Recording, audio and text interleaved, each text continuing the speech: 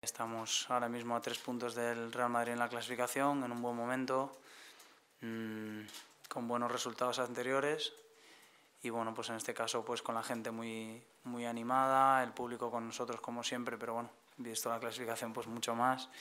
y bueno, esperamos que sea un partido bonito, que se vea un buen fútbol y que sobre todo la gente de Valencia disfrute con la victoria de Valencia.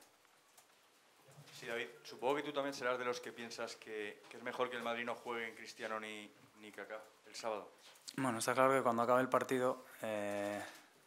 si conseguimos ganar y están todos los jugadores, pues habrá mejor.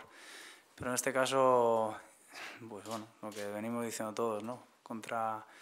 menos facilidades tengan ellos para afrontar un partido a la hora de enfrentarse con nosotros, pues mucho mejor en este caso. Pero bueno, también digo que lo que venimos diciendo todos, que seguir hablando de la gente que está de baja, pues es una tontería porque al fin y al cabo no van a estar en el partido, no van a ser protagonistas en el partido y por lo tanto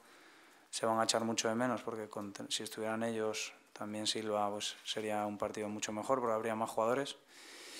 en este caso de calibre, pero ya no van a estar, por lo tanto no van a ser protagonistas dentro del partido.